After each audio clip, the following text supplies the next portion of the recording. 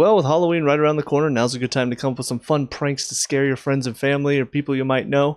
And, well, if you know any Bayern Munich fans, I know one surefire way to scare them. Just walk up behind them and go, Drogba! That'll get them every time. What's up, guys, and welcome to the Blues and Stripes. So, looking ahead to tomorrow, and the first match in the Champions League. It's been a while. I'm excited. Very excited. I missed all the games today. I do know one result, but I haven't really checked outside of that one. But before we get into that, I do want to address something that happened over the weekend that I didn't talk about in my video because it's not even something I knew about until a few hours later. And that is, of course, all the controversy surrounding Brentford's equalizer. And, of course, coming so shortly after everybody says we were gifted something by VAR. Of course, now everybody's saying that we were robbed by VAR. So just sort of goes to show that it happens on both sides for anybody who's like, oh, only one team benefits. Granted, we do know that Liverpool gets helped more than they get hurt by VAR. But for most of the other teams, it is very back and forth. Sometimes you'll get decisions that everybody says was a gift. And then sometimes you'll get decisions that everybody says you were robbed. My personal opinion, after having watched the clip several times over and really looking at it closely, I'm okay with there being no decision there, and I know that will upset some Chelsea fans because it already did whenever I tried to play devil's advocate over the weekend. And here's why. Looking back at the Fulham match, I do think that was a clear and obvious error. I think the referee missed it. It's very quick. It's something that happened that in real time I don't think he saw the contact. And so it's something that I do think VAR needs to step in and show him, hey, here's the contact that you missed that was a foul. The offside decision, I don't think there's enough there for the VAR to definitively say that his movement affected James. I know a lot of people will disagree with me. I had several Chelsea fans attacking me in the comment section of one of the videos that I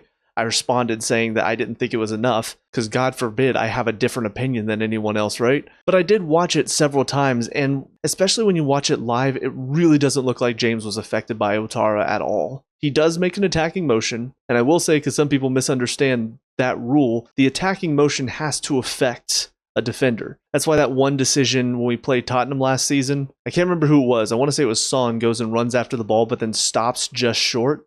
And then another Tottenham player that wasn't offside goes and picks it up and has a shot. Actually, Son may have been the one that had that shot. But that's why I think they're incorrect on that decision, because that motion of whoever was offside running for the ball caused all the Chelsea players to pull up because they knew he was offside. He affected the play there. In this scenario, I think James is missing that ball regardless of whether or not Ouattara goes after it. That motion does not affect James, in my opinion.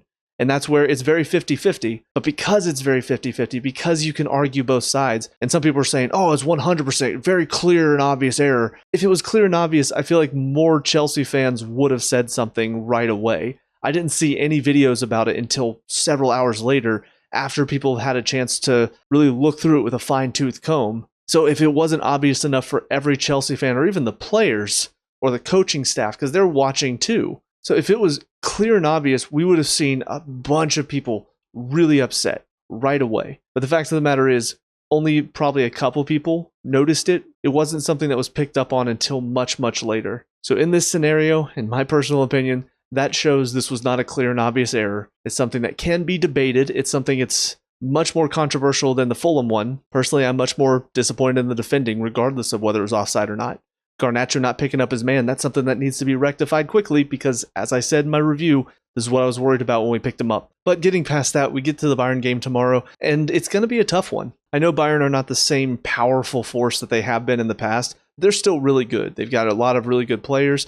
I think Kompany is showing he's good enough of a manager to take a really good team and be successful with them, even if he did start a little bit slow. But I think he's finally found his footing. I think they're going to be a tough test for us. Obviously, there's been some talk about how Jackson is going to be giving them all the secrets about how we train and all of that. It feels like something just to stir up the drama, in my opinion. As much as I talk about Maresca's tactics and how bad they are, I think my least favorite part about him is his press conferences, because he says a lot of stuff that I think is just really dumb.